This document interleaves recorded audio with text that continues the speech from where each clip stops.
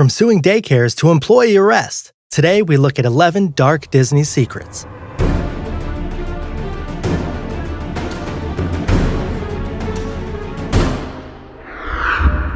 Number 11. Disney gangs. Gangs roam Disneyland, but it's not what you think. Oh, there are occasional turf battles and reports of the odd fistfight. Sometimes there are instances of DWI, Disneying while intoxicated. Still, there are hundreds, perhaps thousands of Disney devotees in so-called social clubs who dress the part of gang members, but primarily stick strictly to the Disney code. They look tough to establish Diz cred among themselves. Today, there are over 90 of these Disney gangs. They have names such as the Wonderlanders SC, Walt's Misfits, Main Street Elite, and the Neverlanders. But they love the Magic Kingdom and everything about it, and that's why they're there. Not necessarily with approval, but with tolerance. Disney has accepted the roaming gangs. The members of these social clubs have annual passes and meet up on Instagram and Facebook to plan their in-park gatherings. They treat the theme park as home. Based on their appearance, Walt Disney might have had them thrown out, but contemporary dress guidelines are tolerant of denim, vests, tattoos, and piercings, which are all reminiscent of the motorcycle gangs they emulate. Sort of ironic, Disney gangs. You'll see them all over the parks, especially near the Matterhorn in Disneyland and in California Adventure, where alcohol is served. Number 10. Measles outbreak. Several visitors at the Magic Kingdom got the measles from other guests at the Disneyland theme park in Anaheim at the end of 2014. In total, 147 people in the US were infected as a result of this outbreak. Many of the victims, including children, hadn't gotten their MMR shot, measles, mumps, and rubella, because they were too young or they didn't believe in vaccinations. But 2 adults who were infected did receive their MMR shot in the recommended dosage. The fact is that statistically, the numbers make sense. Measles are extremely contagious. If a single person has it, 90 out of 100 people who they come into contact with who are not vaccinated will get it. The MMR shot is not 100% effective, so even among those who are vaccinated, there is still a 3% risk of infection. So many people attend a theme park that the odds are that some of them, even those who have taken their shots, are going to come down with the measles because they're exposed to a few who already have the disease. That's what happened here. And it could happen again, especially if the national trend of not taking vaccines continues. In 2014, 635 people in the US contracted measles. That's more than the total cases in the previous 4 years combined. Number 9. Scattering ashes. The Magic Kingdom is beloved by millions all around the world, in all of its locations. It only makes sense that some would want to be part of it forever. The fact that it's illegal doesn't stop some people who want their loved ones' ashes to rest in the happiest place on earth. In Anaheim, California, police decided not to charge a woman who apparently scattered the ashes of her dear departed into the waters of the Pirates of the Caribbean ride at Disneyland. Witnesses saw her sprinkle a substance similar to baby powder into the artificial river. The dust quickly disappeared. Police could not get a good description of the woman, and the evidence of the crime had dissolved. But according to the theme park employees, this is not nearly the only instance of this behavior. When guests ask permission to sprinkle ashes in Disney parks, the park says no. However, many do so anyway. If they do, there's no health hazard to Disney guests, according to a Disney spokesperson. Number 8. Feral cats. Nobody wants to see rats running around Disneyland. But to keep the rat population down, there is a somewhat secret weapon. Over 200 feral cats live in the attraction. They have full freedom to roam after sundown. They are seldom seen during the crowded daytime hours. Disney sets up food stations around the park for them, keeps them hydrated, and has the adult cats spayed and neutered. They are treated as cast members, just like employees. Keeping the rodent population under control is important for at least 2 reasons. Basic health regulations forbid rodents around any place that prepares and serves food as Disney does. And Disney feels that it is much preferable to accidentally stumble upon a feral cat during your visit than a scavenging rat, should you happen to be surprised at the park. Number 7. Go directly to Disney jail.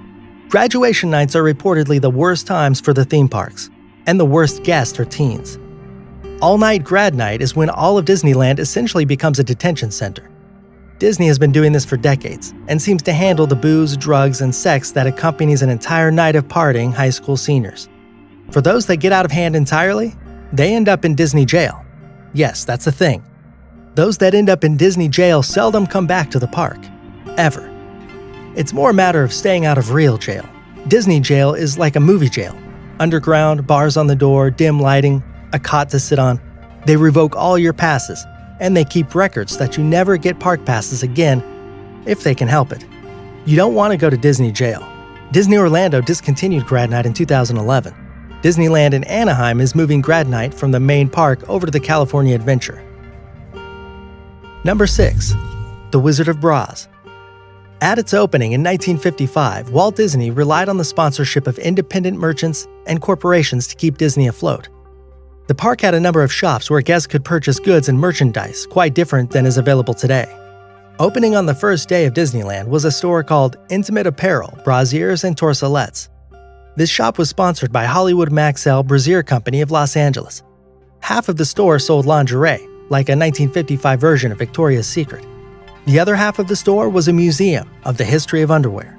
Yes, inside the museum was an animatronic robot-like man doll called the Wizard of Braz. The robot wore a turban and spoke from a revolving stage using synced tape recordings. The Wizard of Braz was your guide to the wonder of underwear. Other featured exhibits included an authentic Singer sewing machine from 1860 and 3D boxes that allowed you to turn your head, causing an image of a fully dressed 1900s female model to have their outer clothing dissolve and their pantaloons and corsets to appear. Number 5. Protests. In 2008, over 1,000 supporters of Disneyland Hotel employees in Anaheim blocked traffic, disobeyed police orders, and stood in the roadways to protest the company's contract talks.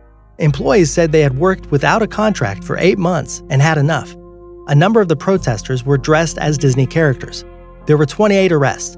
In 2017, at Walt Disney World in Florida, protests marched against Disney CEO Bob Iger's participation with President Donald Trump in his Strategic and Policy Forum.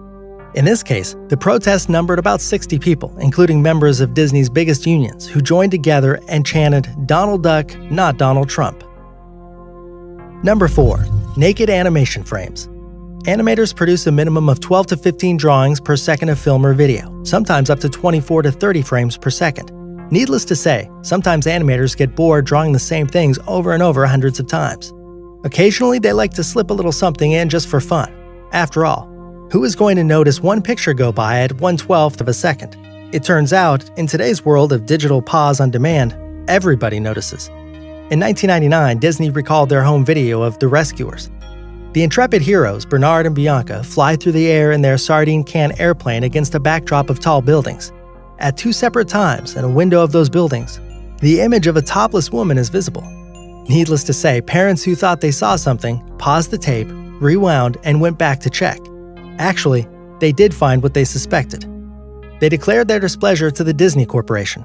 It turns out that the naked woman has been in the movies since the beginning, but at 24 frames a second and in only 2 non-consecutive frames, she wasn't noticed until the digital age. Now she's been exposed. Number 3. No bones about it. Pirates of the Caribbean is one of the world's most popular Disney rides.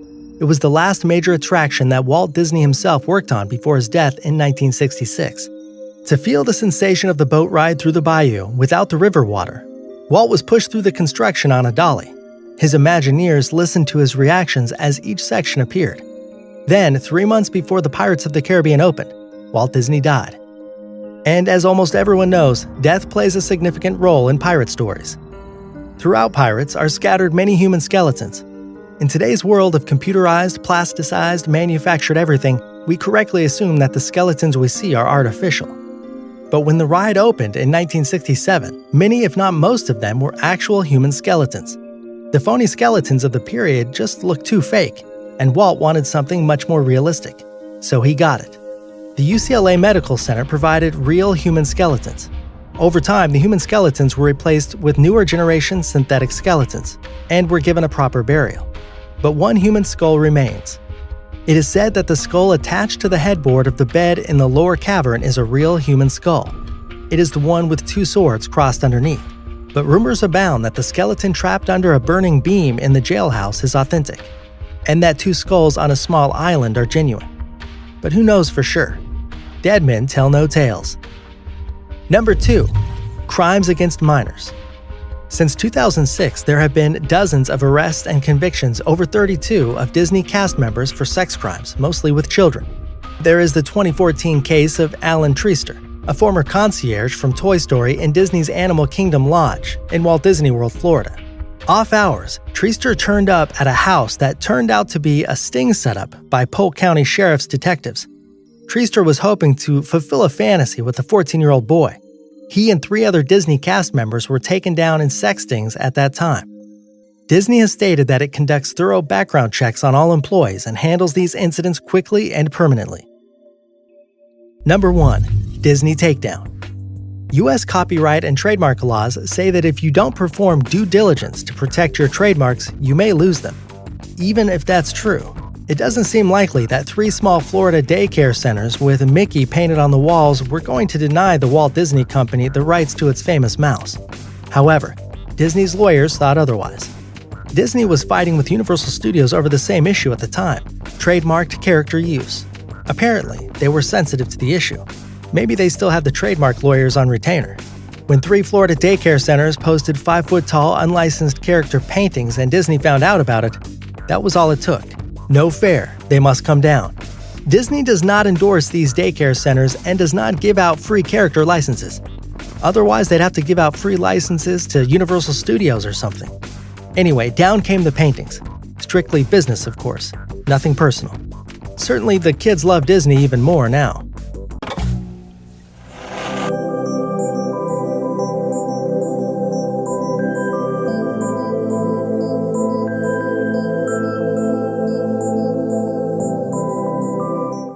There are over 90 of these Disney gangs. They have names such as the Wonderlanders SC, Walt's Misfits, Main Street Elite, and the Neverlanders.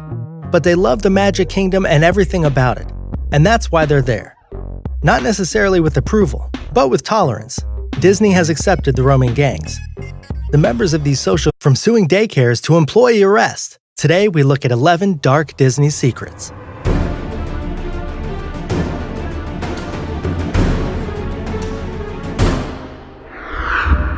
Number 11.